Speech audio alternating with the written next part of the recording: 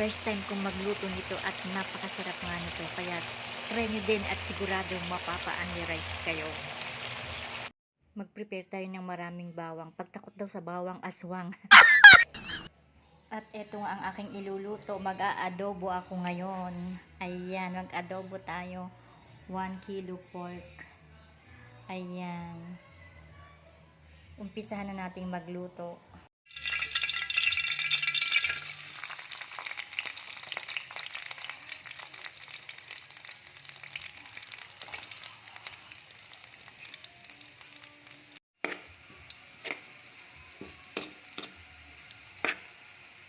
I-fry ko natin yung pork hanggang mag-brown ng konti. Pag nag-golden brown na, lagyan natin ng konting toyo at konting tubig hanggang sa lumambot. Ayan, malambot na. Lagyan din natin ng 4 cubes. Lagyan na rin natin yung ating laurel. Ayan, laurel. Ilagay na rin natin ang ating pampasarap. Ayan. Siling labuyo. Para maanghang. Pamparami ng rice. Ayan. Rami tayo ng rice pag maanghang. Palalambatin ko pa ng konti.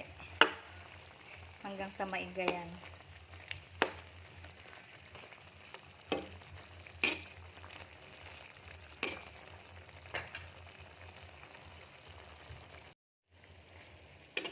Pag nagluluto kasi ako ng meat, pork man yan or beef, pinapalambot kong mabuti.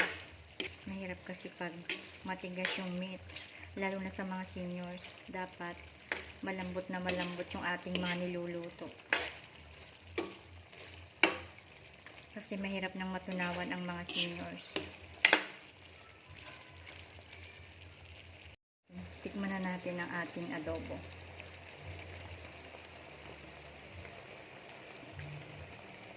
Napaanghang. Medyo maanghang. Pero okay lang. Mahilig kami sa maanghang.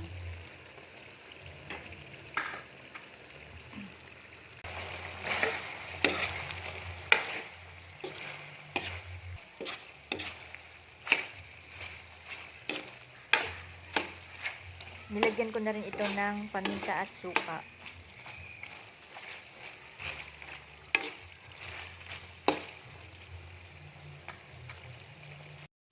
At maglagay pa tayo ng mas magpapalinamnam sa ating adobo. Ayan, lagyan natin ng gata.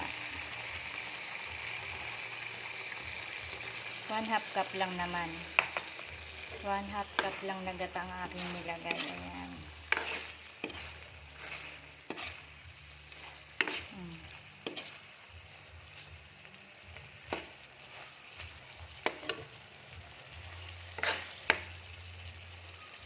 Ayan, luto na ang ating adobo sa gata.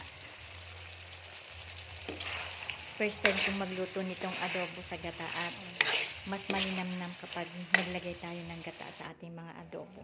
Try nyo na din.